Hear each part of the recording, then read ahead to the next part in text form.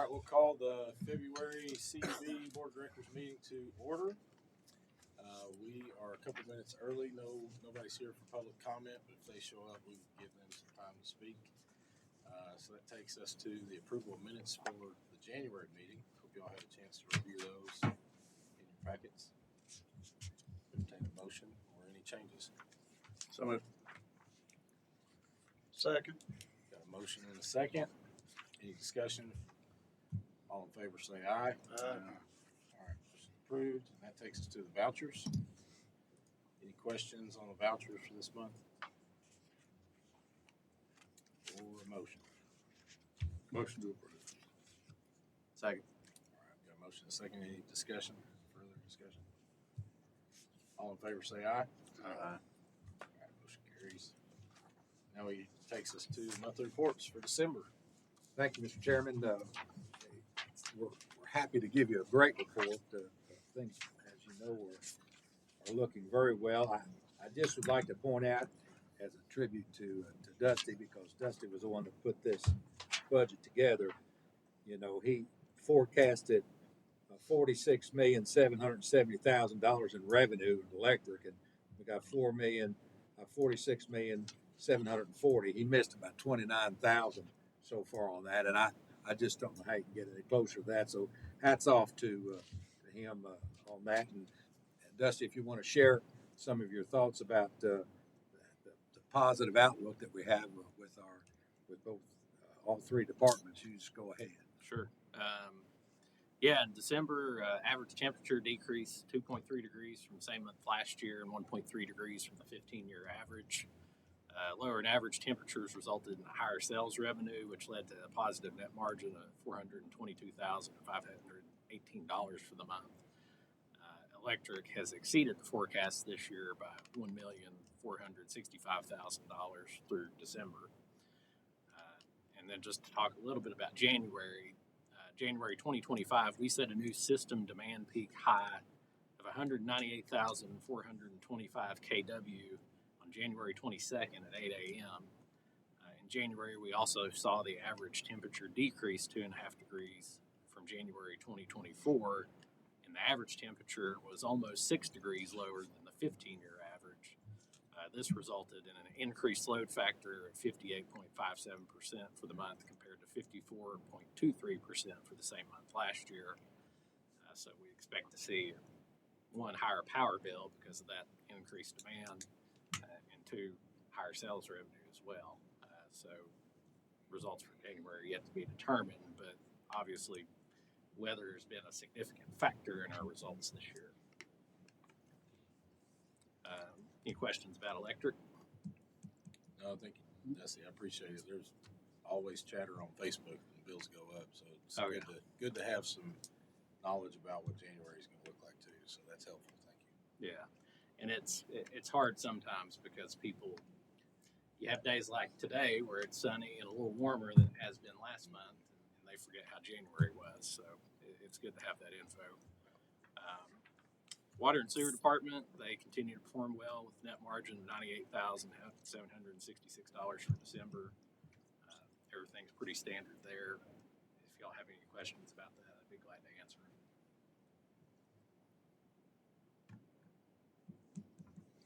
them. Thank you, Mr. Chairman. That's all we have on water and sewer in our statements. Any questions for the board or motion to approve? So moved. Second. Motion and a second. Any further discussion? All in favor say aye. Motion carries. It takes us down to project status reports. Yes, thank you. We're now in electric. We're following 4 separate work orders, and Todd, I don't want to. I'll just regurgitate what you've told me. So just go ahead and be the first person. Yes, sir. Tell them. Thank you. So, as Greg mentioned, with 4 projects we're currently tracking there on the project status report. The first of those now is 2 SSR feeder upgrade on New River Highway. We are now complete with that as scheduled. Planned to be scheduled this month. We've completed that on time. All went very well on that project. The second project there is the 336 AEC feeder upgrade out on Granite Road, which we've discussed for a couple of months now. That project, as I think I mentioned earlier, we initially hit quite a bit of rock out there, which was to be expected, but it's gone well, and we've kind of gotten past most of the rock there, and it's going well, and we still anticipate it being completed by the end of April as scheduled. The third project is the one which we just approved, or you all approved last month, I believe, on Harold Road, or Harold Lane, the one out Arrows Cable. We're kind of in the pre-construction phase. We plan on probably starting right away, trimming out there later this month, 1st of February, construction to follow that. And the final one on the list is Mr. Hollingsworth subdivision, final phase of that, kind of the townhomes between Highway 61 and Sinking Springs and that area there, that we're still just waiting them to put in the conduits and the vaults and the pedestals for us. Still no activity on their part. We're just sitting here, all the materials are here and waiting on them. So, any questions on any of those? Have they indicated when they might start? We have not gotten it. I got one point, you're October, one point at the end of the year, and I haven't got an update on that. So I would anticipate, just personally, just kind of let the weather break, but that's nothing confirmed. We are convinced, though, when they're ready, they'll want it that afternoon. We all I do. do. But we are excited to see all of the houses that are being built up there, new rooftops. We kind of drive through there. I try to at least once a week to see all the activities going on. So lots of activity. I don't know the exact count, but I would say there's probably 15 to 20 houses in various states of construction, like probably 5, 6 at least that are fully complete now. You have signs in the yards now that say private residence. Okay. So new customers up there. So Are we're they excited. spec houses or people actually build? No, they're all being, D.R. Horton is building all of them. So they build all of them themselves. So they're all built spec and they sell them. And I don't know that I haven't seen, but maybe one up there looks to be complete that doesn't have a private residence sign. So I would expect that it must be selling this. And their plan that they told us at one time to start in 3 starts every 2 weeks. So it looks like they're still on that. By the time they get one up out of the ground, they start the next one and kind of work it up. So kind of their teams, their list of contractors, subcontractors keep moving from house to house. So They've got a niche. they do. They have a niche for mass production on those. If there's no other questions in electric, I'm going to ask Greg Jones if he wouldn't care to update us on the downtown streetscapes down there and also the Miller Road project. The downtown streetscape, actual construction activity should begin in March instead of the end of February. That's material delivery. But you should see some road signs going up, construction signs going up, permanent installation along the main street. In that way, they're starting on that this week, so you should see them all installed hopefully next week. As far as Miller Road, the pipe should be delivered next week, and they're looking at starting at the 1st of March as well on it. That's it. That's all we have, Mr. Chairman, on the project status reports. All right, any questions or further discussion on projects? Okay, that takes us to a new work order, order 1790. Yes, sir. We've got one work order that we are requesting the board to approve, work order 1790. It's for 795 aerial cable on Buffalo Road.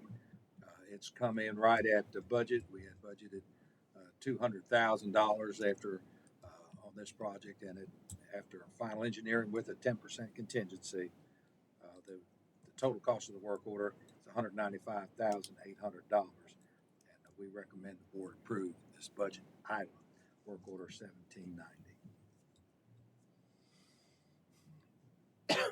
Any questions or a motion? Motion to approve. One motion, need a second. Second. Any further discussion? All right, all in favor say aye. Motion carries, and it takes us to other business. Other business and we do have a little. This past Tuesday, we hosted the Anderson County Adult Leadership. Todd and I did. Really a great group, and in light of this, because it was on leadership, and they asked me to talk a little bit about leadership, and in light of this recent leadership publication by East Tennessee Economic Development Agency with my picture on it. I handed that out because it had a lot of information on there, and I offered to sign it, and nobody really took me up on that. So that was a lot of fun. All right, and then we went through a great presentation that focused on CUB's uniqueness in the valley, particularly our three core goals of providing our customers with low-cost rates, unmatched reliability, and exceptional service.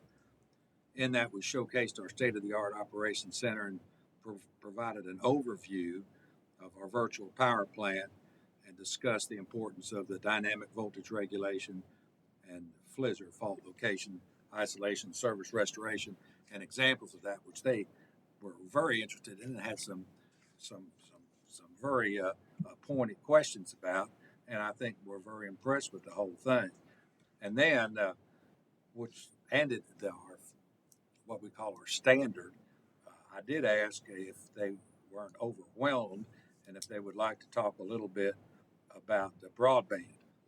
Because we had all of that, and they were very interested in that, and that gave us an opportunity to give what I thought was a pretty in-depth discussion and presentation on broadband, and received really great some great feedback on that, and very positive feedback on that, and I think they appreciated that a lot.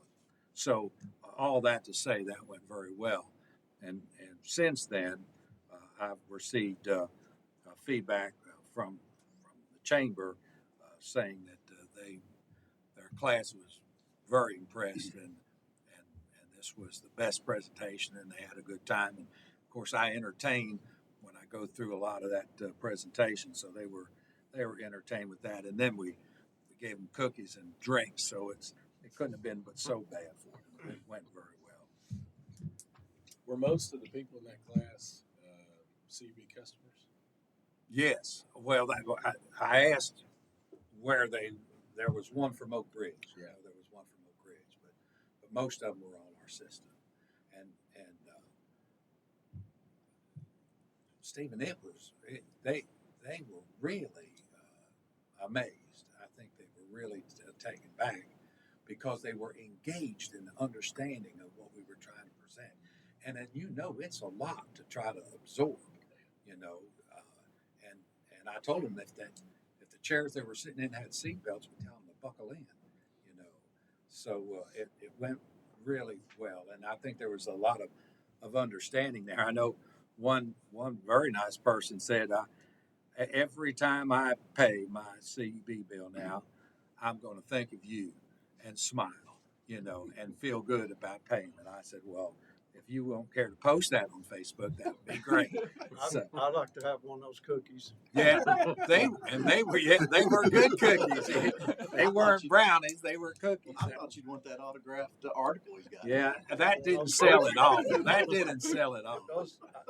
Those cookies make you feel good about that bill. The thing about, we had a storm come through, and the first time Nancy and I went to our basement, because I'm getting flashes all over my phone, and I mean, we lost our lives in Morgan County, which is part of our service area. You know how many lost their service that night? I couldn't find it. There was zero. I didn't see one post about, hey, thanks that we've got retained our service through all of that, as bad as it was. If you use the power, you are charged for it. And that's essentially what happens. And they'll set their thermostat, and we posted, I think, some good tips and information. But my thermostat doesn't change. I leave it on 6 and don't touch it. But when the temperature goes down, in order to maintain that, you use more power. I was impressed because I troll those posts also, that there were so many on there trying to help their fellow folks understand why the power bill is more this month than it was last month, and what are some of the things. And I love the guy that I hate it for him, but auxiliary heat. you know, and he said, "That's like a $1,500 bill." And, oh, you know, yeah, but, I ran my auxiliary heat because, you know, my heat pump was in trouble, and all that's resistive heat, and that's the worst you can do. And we're set up now. I mean, we've got so much data on these meters that we can go back and help them and almost identify when they're running real high so they can see. So if they have an issue that where we look back last year and we say if you're somewhere in the same kind of neighborhood, that's pretty normal for you. But if we do an aberration, a real aberration, we can help them and tie it back to, oh yes, that's when my cousins and her 3 kids were here, you know, over that week, and that makes a difference. So we're doing all we can to help them. As long as there are high bills, there are going to be a lot of frustration, and there's just no getting around that. But when they do call in, we have gotten some data. If it looks abnormal in a way, we'll try to ferret out and help them understand the reason. You know, guys got a hot water heater that's bad, got an element that won't turn off. You know, I mean, that's the power that uses it. You know, you got an antiquated heat pump. That's a problem. And in the cold weather, you're going to pay for it. Get it fixed if it's broken. That's what I say. Last thing I have, and this is current, at TVA's invitation, I got a call, and I was invited to breakfast in Knoxville this morning at 7 a.m. I went over there and I had breakfast with the TVA board chair, Joe Rich, who I've known for years, great guy, have a great relationship, and then the board-elect chair, which is Bill Reddick. He's coming in May as board chair, and I met with them and talked with them for over an hour, and it was a productive and enjoyable time together. We talked about a wide range of topics, including TVA's debt ceiling.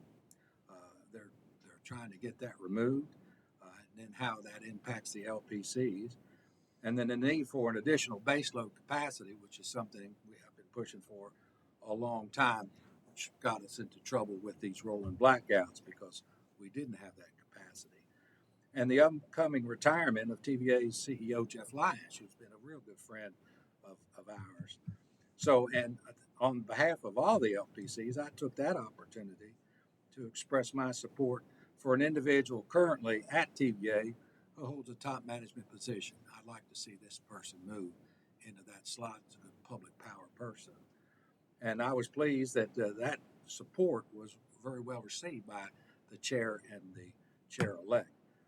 And after our meeting, Jeff instructed his staff to arrange a follow-up meeting with me, which we're going to do. And I informed them that I'm available for lunch, I'm available for dinner, and I'm available for any time in between there. But a 7 a.m. breakfast is out. Not doing that. My gosh, I don't get up at 5 o'clock in the morning. So, Was it a good breakfast? you know, it was, and they're eating eggs, and they're saying, well, man, these eggs are good. And I said, you know, you're thinking they're real eggs. You say they're powdered eggs, you know, but they had fruit there, and the fruit was good. So that's what No biscuits and gravy. they and did sausage. have that, you know, but that's kind of heavy, you know. I would have had a difficult time with that by about 10 o'clock if I'd had that at 7 this morning. It was a good breakfast. It was a really good meeting, and I mean, Bill, who is a really nice guy from Mississippi, he's on Holly Springs system, which is the worst in the world. I mean, Ukraine's got better service Is that the one than what with they. the documentary? Oh yeah, Yes. oh it is. And I told him I could by this afternoon I could make improvements down there. It flew me in to square that place away. But so he is so interested in this Flizzer because their service goes off at least once a day. At least once a day is what he said. Average at least once a day. And so they're very interested in this. I told him there isn't enough money or years left in his life for that system to get up to where we're at. I just don't know how that could go. But great relationship. We really want to have a good relationship with the incoming CEO because how that'll impact Clinton is significant. What's the timeline for that retirement? Well, he's now just a couple of months away, and I talked with him. I know his wife too. A really nice couple. They're going to stay. Their plan is to stay in this area. He makes a lot of money. He doesn't need money. Very bright guy though. I can't imagine that he's going to go quietly into the night. I'm thinking with this fusion, these projects coming in, he would be a great asset, a local asset, available asset. So my guess is somehow he's going to plug in somewhere else. But they like where they're at, so I think they'll have to have something local for him to get interested in. And that's all I have, Mr. Chairman. Anything? I have nothing, sir. All right, Steve? Nope. Okay, entertain a motion to adjourn, if there's nothing else. Second. All right, I'm not even gonna vote on it, we're done.